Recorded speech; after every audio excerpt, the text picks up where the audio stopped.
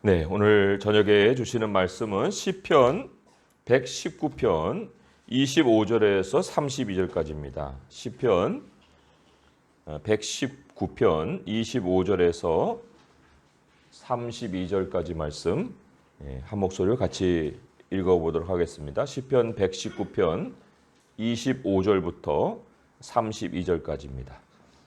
시작. 내 영혼이 진토에 붙어 싸우니 주의 말씀대로 나를 살아나게 하소서. 내가 나의 행위를 아뢰매 주께서 내게 응답하셨사오니 주의 율례들을 내게 가르치소서. 나에게 주의 법도들의 길을 깨닫게 하여 주소서. 그리하시면 내가 주의 기이한 일들을 작은 소리로 읊조리리이다. 나의 영혼이 눌림으로 말미암아 녹사오니 주의 말씀대로 나를 세우소서. 거짓 행위를 내게서 떠나게 하시고 주의 법을 내게 은혜로이 베푸소서. 내가 성실한 길을 택하고 주의 규례들을 내 앞에 두었나이다. 내가 주의 증거들에 매달려 싸우니 여호와여 내가 수치를 당하지 말게 하소서. 주께서 내 마음을 넓히시면 내가 주의 계명들의 길로 달려가리이다. 아멘. 지난 본문에서 우리는 그 땅에서 우리가 나그네로 살기를 결심할 때 하나님이 우리를 후대하시고 또 우리가 가야 할 그 길을 안내하여 주신다. 그걸 우리가 확인을 했습니다. 그렇다면은 사탄의 입장에서 볼 때 이 하나님과 우리 사이를 이간질하려 할 텐데 가장 우선적으로 이 획책하는 일이 뭘까? 그는 길을 가는 거를 멈추게 만드는 거예요. 멈추게 만든다. 여기 25절에 이런 말씀이 있잖아요. 내 영혼이 진토에 붙어 싸우니. 영혼이 하나님을 향하는 것이 아니라 지금 진토에 붙어 있어요. 이런 모습을 만드는 거. 이게 이제 이 사탄이 획책하는 계략 1호라고 볼 수가 있습니다. 그 25절의 고백으로 보아서 이 사탄이 1라운드는 이제 승리했다. 이렇게 볼 수가 있습니다. 발을 멈춘 정도가 아니에요. 발을 다시 떼기가 아주 너무너무 어려운 상황이 된 겁니다. 좀 쉽게 설명하자면 영혼이 그냥 껌딱지처럼 땅바닥에 붙어버린 그런 상황이 돼버린 거예요. 그러면 어떻게 이렇게 됐을까? 아니 주의 길을 따라 잘 걷다가 무슨 일이 있었길래 영혼이 이 진토에 붙어버렸는가?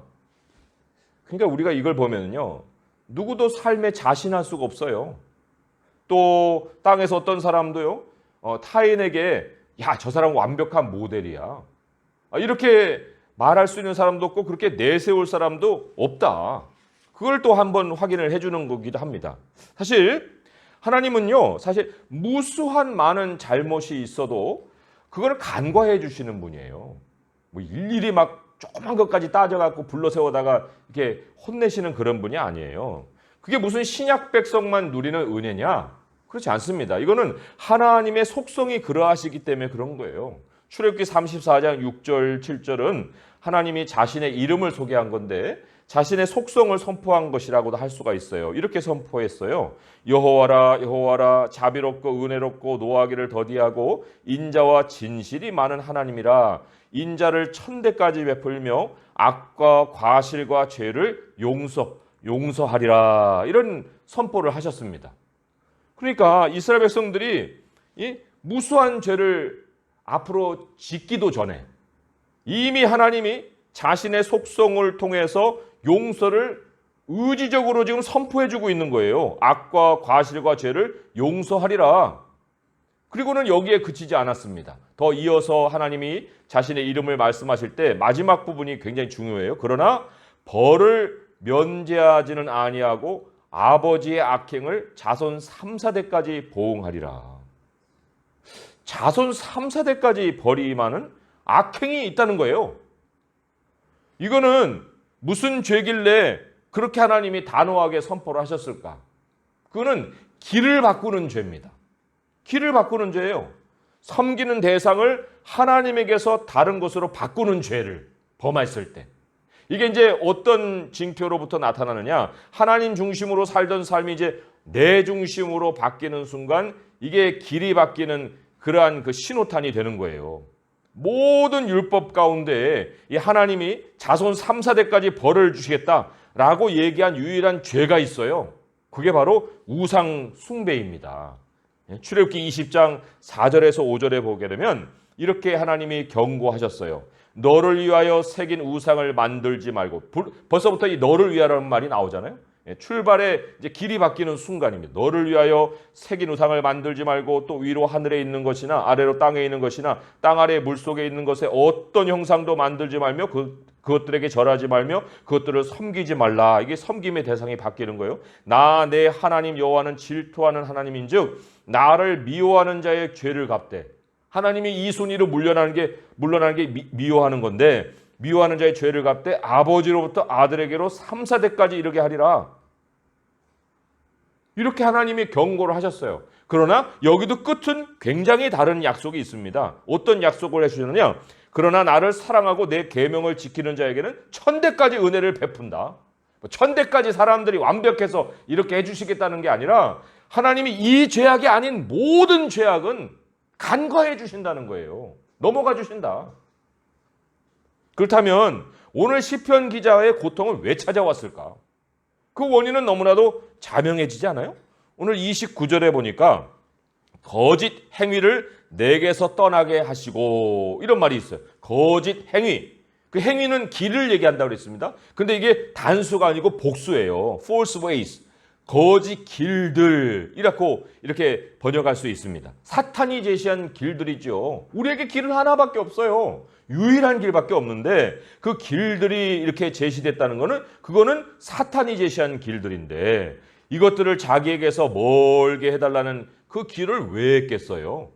그 이유는 다른 게 아니죠. 어떤 모양이 됐든지 간에 그 길들이 자기 눈앞에서 이렇게 어른어른거리고 있다는 거예요. 그것들이 보인다 해서 그게 미혹이 돼야 될 이유가 있습니까? 아니 우리에게 많은 죄악이 보인다고 해서 그게 다 우리에게 미혹이 돼요? 그렇지 않아요. 그런 것들이 보인다 해도 아무 미혹이 되지 않는다면 뭐 때문에 영원히 진토에 붙어 있냐고요. 그럴 이유가 없잖아요. 그런데 여기 이제 하나님의 반전이 있다는 거예요. 영혼이 진토에 붙어 있는데 그게 하나님의 반전이었다. 사탄은 우리를 멈추게 만들고 또 자기가 제시한 길로 길을 바꾸게 만들고 그리고 거짓 길들로 그렇게 해서 미혹을 했는데 또 그것이 미혹이 됐기 때문에 하나님을 놔두고 잠시 그것을 쫓았잖아요. 그래서도 이제 진토에 영혼이 붙어 있는 그러한 형국을 맞았는데 하나님은 그것이 우리에게 죽음의 길이 되지 않게 더 이상 진행되지 않도록 길을 멈춘 상태에서 거기에서 이제 더 나가지 않게끔 그렇게 만들기 위해서도 영혼이 진토에 붙게 만드셨다. 이게 하나님의 반전입니다. 이 일의 시작은 죄의 무게가 그를 짓누른 거예요. 여기 눌림이라는 말이 나오잖아요. 내가 진토에 나의 눌림 내 영혼이 진토에 붙어 싸운 주의 말씀대로 나를 살아나게 하소서. 내가 나의 행위를 아뢰매 주께서 내게 응답하시고 또 율례들을 내게 가르치소서. 여기 28절이네요. 나의 영혼이 눌림으로 말미암아 녹사오니 할 때 눌림이라는 게 무게 때문에 짓눌린다 그런 뜻이거든요. 그런데 그 죄의 무게가 그를 짓누르는 것으로 일은 시작했지만 결국은 하나님이 그 눌림을 사용해서서 더 멸망으로 가지 못하게 하셨다는 거예요. 그리고 오히려 눌림을 경험케 하셔서 하나님을 다시 찾게 하시는 계기로 삼으셨다. 그러니까 고난을 벗어나는 신호탄은 눌림을 느끼는 거예요. 눌림을 느끼는 거고 그 다음에는 26절에 내가 나의 길들이라고 했죠. 내 길들을 하나님께 아뢰는 것이다. 하나님, 제가 지금 이러한 길을 선택했습니다. 하고 정직하게 고백을 하는 거예요. 하나님, 제가 이러한 길에 지금 서 있어요. 하나님, 제가 이러한 길에 지금 서 있지 말아야 될 길에 서 있습니다. 사실요, 사람이 미혹을 당하는 중에는 자기 길이 미혹당하는 길인지 몰라요. 그냥 가요.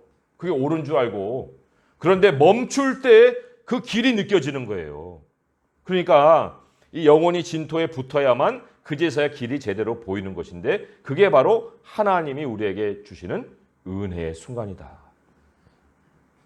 길은 하나인데 마음에 여러 갈래 길이 있었던 것을 하나님께 고백함으로 이제 하나님의 응답이 시작이 된다는 거예요. 그래서 내가 나의 행위를 아뢰매 주께서 내게 응답하셨사오니 이렇게 나오잖아요. 이 사람 매우 하나님과 동행하려고 애를 썼던 사람이에요. 나그네가 되려고 아직 결심까지 했던 사람인 것을 우리가 확인했지 않습니까? 하나님의 말씀을 배우는 일에 되게 열심히 있었던 그런 사람이에요. 하나님 말씀에 살 길이 있다는 걸 알고 있었던 사람이다. 그런데 왜 고난을 자초하는 일을 했을까? 그거는 단순히 길을 걷다가 이 미혹된 길을 바라봤다. 그런 정도에서만 우리가 원인 분석을 할 것이 아닙니다. 왜냐하면 잘 걸어가다가 이렇게 된다고 하면 그 길 자체보다는 뭔가 다른 것에 원인이 있고 미혹된 것보다는 또 다른 어떤 원인이 있었기 때문에 그렇지 않겠어요? 30절에 보게 되면 내가 성실한 길을 택하고 라는 말이 나와요. 그냥 길이 아니라 성실한 길 이렇게 나옵니다. The way of faithfulness. 충성의 길 이런 말이 나와요. 충성의 길. 그게 뭐예요? 우직하게 걷는 길이에요. 주인을 바꾸지 않는 길이에요. 하나님께 생명을 거는 길이에요. 그런데 그러한 길까지는 하나님의 길을 길로 삼지 않았다는 거예요. 그냥 길이에요. 그래서 잠시 걸었어요. 그런데 뭔가 보여요. 그러니까 거기다 또 눈을 둡니다. 행동까지 옮겨요. 그러다 영원히 그냥 진토에 붙어버려요.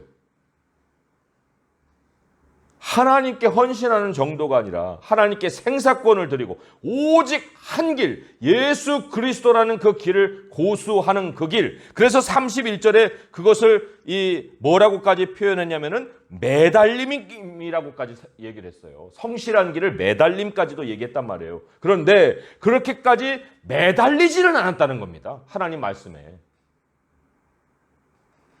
매달려야 할 그 이유를 느슨하게 가지고 있었던 거예요. 영혼의 눌림이 하나님의 말씀에 매달림이라는 영혼을 맺게 하십니다. 영혼의 눌림이 또 진토에 붙어있는 그런 정도까지 고통이 하나님의 말씀에 매달리게 하신다. 그게 성실한 길을 택하게 하시는 거예요. 그런데 우리가 계속해서 하나님의 글을 느슨하게 하든지 아니면 방치를 해버리잖아요. 그럼 어떤 결과가 찾아올 것 같아요? 31절에 보니까 이런 말씀이 있어요. 내가 주의 증거들에 매달려 싸우니 여호와여 내가 수치를 당하지 말게 하소서. 수치를 당한 일이 반드시 찾아온다. 이게 부끄러움이란 말인데 부끄러움이라는 게 여러 종류가 있어요. 예, 뭐 속옷만 입고 나가도 부끄럽잖아요. 수치를 당하고. 그런 종류도 있지만 가장 최악의 경우는 하나님께 거부당하는 거예요. 하나님께 버림받는 거라고 할 수가 있습니다. 하나님의 백성인데 하나님이 함께 하신다는 표시가 아무것도 나타나질 않는 거예요. 어떤 경우예요? 사울의 경우예요. 사울의 경우가 대표적입니다. 하나님이 그의 기도를 거부하셨어요. 결국은 죽었죠. 블레셋이 머리를 따갔습니다. 시체를 매달렸어요. 얼마나 부끄러운 일입니까? 사람이 하나님의 말씀을 버리면 하나님은 그의 영혼을 버리신다는 분명한 표시가 사울을 통해서 지금 우리에게 보여진 그 예입니다. 기도에도 응답이 없었어요, 사울이. 그럴수록 사울은 어떻게 했습니까? 더 초조해졌어요. 그리고 또 사람을 적으로 만들어갖고 계속 사람을 쫓아다녔죠. 악신이 들었어요. 심지어는 마지막 전투를 앞두고 신접한 여자를 찾습니다. 자기가 신접한 여인을 다 몰아내놓고 점치러 간 거예요. 그리고 점치러 가고 난 그 다음에 블레셋 사람들이 쳐들어와서 죽어버려요. 사울의 종말입니다. 고난이라는 것은 우리 하나님의 말씀에 헌신하는 기회예요. 비록 죄를 지었을지라도 하나님은 돌아오는 길을 열어주신단 말이에요. 진토에 붙었다는 것이 은혜예요. 그런데 사울은요, 그런 경험을 첫 번째 딱 했어요. 그리고 애걸복걸하고 사무엘에게 내가 다시는 그런 거 안 하겠어요. 다시는 내가 그런 일 안 하겠습니다. 애걸복걸 했는데 두 번째 또 의도적으로 하나님을 버렸거든요. 그때 용서 없습니다. 용서 없어요. 길 안에서는 허물을 하나님이 계속 덮어주세요. 뭐 자식 잘못한 거 뭐 부모가 뭐 얼마나 꾸짖으면 꾸짖겠습니까? 넘어가고 넘어가는 거예요, 그런 거는. 그런데 고의로 섬김의 대상을 바꾸는 죄, 그 사울같이 되는 거예요. 32절에는 이런 표현이 있어요. 주께서 내 마음을 넓히시면. 주께서 내 마음을 넓히시면. 좀 쉬운 번역으로는 주께서 숨통을 트게 해주시면. 숨통이 트인다고 해요. 이제는 영혼이 바닥에 붙어 있는 것이 아니라 이제 껌딱지가 찌게 해가지고 일어나는 거예요. 그리고 걸어갈 힘도 생기는 거예요. 그럼 어떻게 해야 됩니까? 무거운 것이 벗겨지면 어떻게 해야 돼요? 몸이 가볍잖아요. 그러면 이제는 주님의 말씀과 걷던 것이 주의 말씀의 길 안에서 지금 달려가겠다. 그렇게 결심을 하고 있어요. 내가 주의 계명들의 길로 달려가리이다.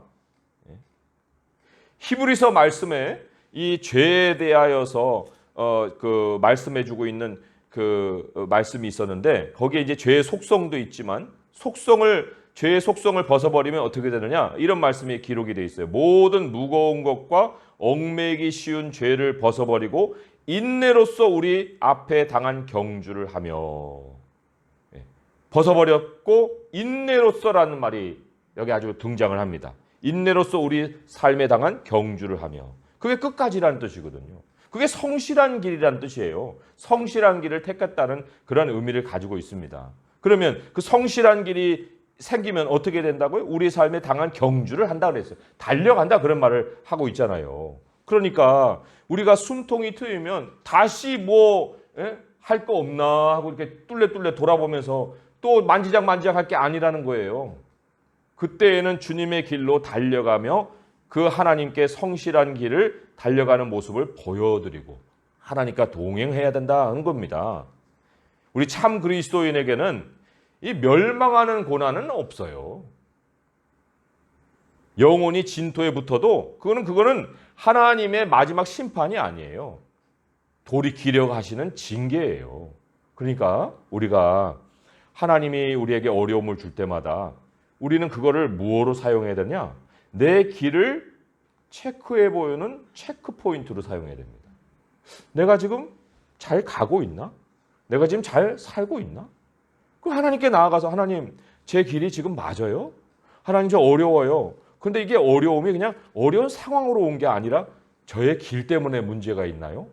물어봐야 돼요. 그리고 그게 이 하나님의 영이 주는 감각을 가지면 직감적으로 느껴지는 거예요. 어려움 이퀄 뭐 때문에 이게 느껴지는 거예요. 아, 이것 때문에 그랬구나. 그것이 느껴지면은 이제는 하나님께로 돌이킬 뿐만 아니라 하나님 내가 이제 성실한 길을 바꾸지 않겠습니다.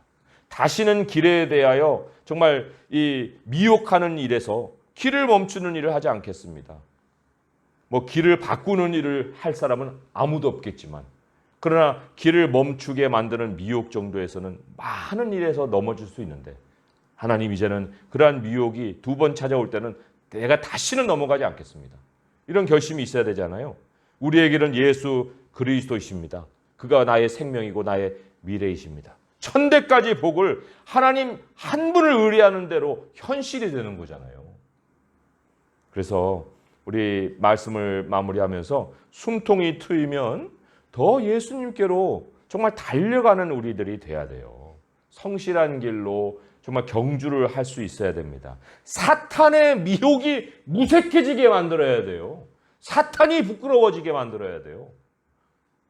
결연히 하나님을 향해서 달려갈 수 있어야 됩니다. 그게 사탄을 무색하게 만드는 일이에요. 오직 예수 그리스도를 의지하고 그분의 말씀을 기준으로 삼고 세상 어느 누구보다도 힘차게 주님으로 말미암아서 용기를 내어서 살아가는 성도가 될 수 있기를 주님의 이름으로 축원드립니다. 기도하겠습니다. 하나님 아버지, 우리들의 영혼을 이 시간 돌아봅니다. 하나님, 무겁고 또 눌리고 정말 여러 가지 우리 앞에 눈앞에 어른거리는 상황들이 우리를 자꾸만 멈추게 만들려고 하고 있습니다. 하나님, 우리는 길을 바꾸지 않습니다. 하나님만이 길입니다. 오직 주님만을 바라보고 달려갑니다. 예수님이 우리 인생의 표대입니다. 아버지, 오늘 이 말씀대로 이제는 정말 실천하여서 살기를 결심하고 또 기도함으로 하나님께 우리의 마음을 다 쏟아붓고 싶습니다. 아버지 하나님, 이제 이후로 천대까지 복을 주시는 주님의 그 은혜를 믿게 하시옵소서. 아버지 하나님, 우리들의 작은 죄악들을 다 간과해 주시는 우리 사랑의 하나님, 정말 저희들이 부끄럽지만 주님 앞에 나올 수 있게 하시는 주님, 이제는 우리 주님 앞에 모든 것들을 깨끗하게 고백하고 이제 힘차게 달려갈 수 있게 하시고, 오늘 이 시간 드리는 이 기도를 통해서 우리 안에 정말 하나님을 향한 성실한 길이 온전히 확고하게 세워지게 하여 주시옵소서. 예수님의 이름으로 감사하며 기도합니다. 아멘.